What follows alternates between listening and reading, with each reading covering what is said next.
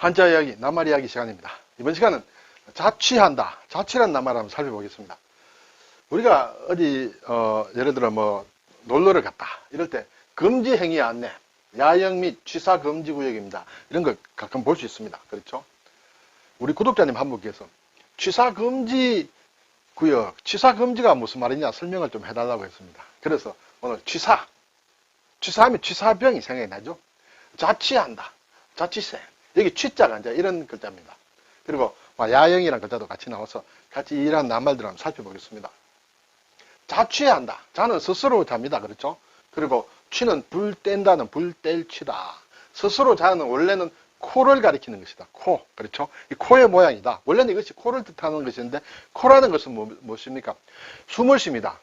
코로 신경을 쓰지 않아도 자기 스스로 숨을 쉽니다. 코라는 것이. 그래서 이 코가 스스로라는 뜻으로 바뀌었다. 그래서 나중에 코를 뜻하는 글자는 이제 달리 만들어지죠. 자, 그래서 스스로다. 취는 불을 뗀다. 불을 뗀으로 불화다. 그렇죠?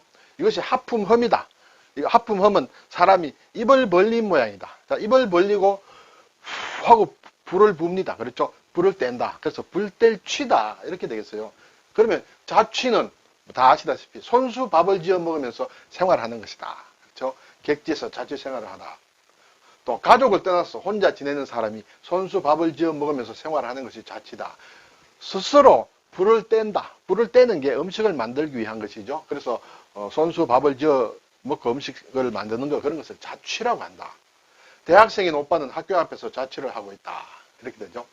이제 반대말은 상대되는 말은 하숙이다. 그렇죠. 하숙이다.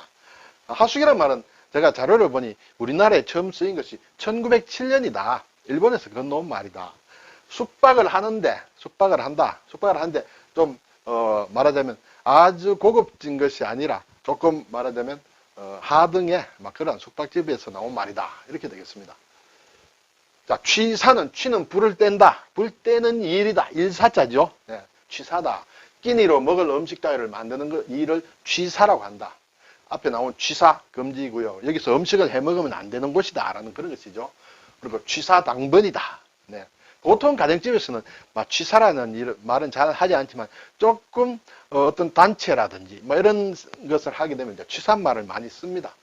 이걸 우리말로 순화하면 좋겠다 해서 밥짓기, 부엌일 이렇게 하고 있습니다만 글쎄요. 취사가 들어가는 모든 낱말을 또 밥짓기, 부엌일로 바꾸게 되면 조금 어색할 수도 있고 잘 안 맞을 수도 있다. 한자말이 취사라는 것이 영원히 사라지지는 않을 것이다. 그런 생각이 듭니다. 예를 들어 취사병이다 하면 순화하면 밥 짓는 병사 조금 그렇죠. 글자도 많고 뭔가 밥 짓는 병사 하면 군대와 관련되지만은 글쎄요.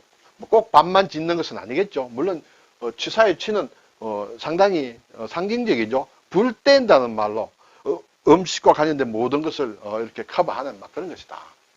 취사반이다. 그렇죠? 네. 순우리말을 보니 동자라는 말이 나왔어요. 동자. 저도 모르던 말입니다만은 밥 짓는 일을 순우리말로 동자한다. 늙으신 부모를 모실 때는 하루 세끼 동자의 정성을 다해야 한다. 또 동자를 돌보다, 밥을 짓는다. 이렇게 해야 될지 모르겠습니다. 이렇게 순우리말도 있다. 그런데 별로 세지는 않는 것 같습니다. 취반이라면 불 떼서 밥을 짓는 것이다. 그렇죠? 그래서 밥을 짓는다. 이렇게 되겠습니다. 우리가 흔히 얘기하는 전기밥솥 또는 전자밥솥. 그렇죠? 그런 것은 여기에다 그릇 기자를 써서 취반기라고도 하는데 우리는 잘 쓰지 않고 일본이나 이런 데 가면 취반기 해서 전자밥솥을 얘기한다. 영고일취다. 영고일취. 일취는 밥 한 번 짓는다는 것이에요. 영은 아주 꽃이 피는 것이고 고는 나무가 이렇게 마르는 것을 얘기한다. 인생이 꽃이 피고 시드는 것은 한 번 밥 짓는 순간같이 더덥고 부질없다. 이런 또 사자성어도 있습니다. 이것과 관련된 사자성어는 이번 토요일에 다시 한번 살펴보도록 하겠습니다. 야영. 예, 야영이란 말 앞에 잠깐 나왔습니다만 야영을 요즘 많이 하지요. 덜야자에 영자는 경영할 영이다. 이렇게 되죠. 특히 일반적으로 군대가 일정한 지역에 임시로 주둔하면서 생활하는 데 필요한 시설들을 갖추어 놓고 또 거기서 하는 생활을 야영이라 한다. 야영 훈련을 한다. 그렇죠? 그리고 군대가 아니라 하더라도 휴양이나 훈련을 목적으로 야외에 천막을 쳐놓고 하는 생활이다. 뭐 캠핑하는 것을 일반적으로 야영이라고 한다. 예, 이것은 드러날 노, 있을 노자를 써서 노영이라고도 하고 또 잘 숲자를 써서 숲영이라고도 한다. 이때 영자가 정확하게 무슨 말이냐, 무슨 뜻이냐를 살펴보면 야는 덜을 뜻합니다. 그렇죠? 야는. 영은 이제 일반적으로 요즘에 경영한다 할 때 많이 쓰죠. 경영한다. 근데 아주 오래전부터 있었던 말이에요. 경영이란 말은 국가를 경영한다 하는 것이 뭐 그런 의미로도 말하자면 조선 왕조실록에도 초기부터 나오고 또 어떤 일을 요즘은 어떤 영위하는 것, 회사를 운영하는 것도 경영이라 하죠. 이것은 근대에 들어와서 만든 말이다. 이렇게 볼 수 있고 또 하나 오래된 용법은 이 영에는 집이라는 뜻도 있습니다. 집. 그래서 영에는 집을 짓는다. 경영이라는 것은 집을 짓는다는 뜻이 있습니다. 우리가 지금은 거의 잘 쓰지 않는 용법입니다만 있다. 그리고 집, 그것은 병영이다. 군사들이 머무는 곳, 주둔하는 곳, 집이 되겠죠. 그건 병영이라 한다. 그래서 병영이다. 탈영이다. 병영을 벗어나는 것이 탈영이죠. 영창이다. 병영에 있는 창고다. 창고, 가두어두는 창고다. 이렇게 되겠죠. 영창이라는. 그래서 야영이라고 할 때 영은 집을 뜻한다. 들판에 임시로 지은 집이다. 거기서 뜻이 조금 더 파생해가지고 거기서 그러한 생활을 하는 것을 야영이라고 한다. 이렇게 되죠. 자, 글자를 다시 한번 좀 살펴보겠습니다. 이 하품 험자가 자취할 때, 그렇죠? 불화변에 하품 험자가 되겠죠. 하품은 입을 벌리고 있는 모양이다. 그래서 불을 후 분다는 그런 말씀을 드렸습니다. 그래서 하품이라는 뜻, 그리고 또 모자란다, 부족한다, 이런 뜻도 있다. 우리가 무슨 험결이 생겼다, 험집이 났다, 험결이 생겼다 할 때 험이다, 험, 뭔가 모자라고 부족하다, 그렇죠? 험, 상처가 났다 할 때 험이다. 그때 이 글자를 쓴다. 그리고 험결이다. 결이라는 것도 이지러진다는 뜻이에요. 이지러진다. 예. 왼쪽은 장군 부자죠. 토기 그릇을 얘기한다. 오른쪽에는 이것이 이제 결정하다 할 때 결, 그렇죠. 삼수가 빠지면 빠진 결이죠. 삼수를 붙이면 이제 뭔가 결이다. 이것은 한쪽이 터진다는 뜻이에요. 이거 한쪽이 터진다. 물이 한쪽에 터진다. 그것은 이제 물난리나 뚝이 하나 터지는 막 그런 것을 얘기합니다만은 도자기가 이렇게 그릇이 깨어지는 그것이 결이다. 그래서 험이 나고 그러한 이지러진 것을 험결이라고 한다. 흠석이다. 흠석이다 하면 말하자면 좌석에 아직 오지 않았다, 빠졌다 그런 얘기예요. 흠석이다. 이것은 일본식으로 얘기하면 이것을 결로 읽습니다. 이 결이라는 것이 이지러졌다, 빠졌다. 우리가 얘기하는 결석이라고 할 때는 이 결석 이렇게 되죠. 그것은 흠석과 같은 말이다. 그런데 이 결석을 일본식으로는 이 결자를 이 흠자를 가지고 결로 읽는다. 우리는 예를 들어서 흠으로 이렇게 해서 흠석으로 읽어야 맞습니다만 일본식으로는 이것을 결석으로 읽는다. 이렇게 좀 되겠습니다. 자, 하품흠 앞에 입구자가 있다. 이것도 뭔가 입으로 부은다 이렇게 되겠죠. 앞에 불뗄 치자와 좀 모양이 비슷합니다만 뜻은 조금 다르다. 입으로 단지 부는 것을 얘기한다. 고취를 한다. 고는 북이죠. 그렇죠. 북을 치고 또는 취한다. 취하는 것은 이렇게 막 응원하는 그런 얘기다. 고취한다. 그렇죠. 취입을 한다. 예, 가수가 노래를 녹음하는 것을 취입이 있다. 불어 넣는다. 그렇죠. 음반에 불어 넣는다. 녹음반에. 그런 얘기가 되겠죠. 취타되다. 취는 말하자면 관악기를 얘기합니다. 입으로 부는 악기. 타는 타악기. 그렇죠. 관악기와 타악기를 합쳐서 취타. 그러한 부대를 취타대라 한다. 그렇죠. 피리를 불고 북을 치고 하는 그런 것이다.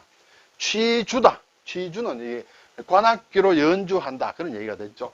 취주악 그러면 관악기가 중심이 되고 타악기 몇 개 곁들여서 하는 그런 것을 취주악이라고 한다. 이렇게 되겠죠. 그래서 이 불화가 들어가면 불때치고 입구가 들어가면 입으로 부은다. 그런 뜻이다. 그리고 이수변, 그렇죠. 이수변이 들어가면 버금차다. 버금이라는 것은 다음을 얘기하죠. 다음 첫째가 아니라 그 다음을 얘기한다. 차례, 또 차관, 장관 다음에 차관이다.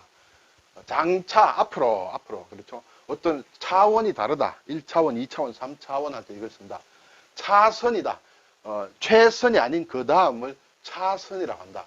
우리가 연차다, 월차다 이렇게 얘기하는데 연차는 매년이란 뜻이고 월차는 매월이다. 그런 의미로 연차, 월차를 쓴다.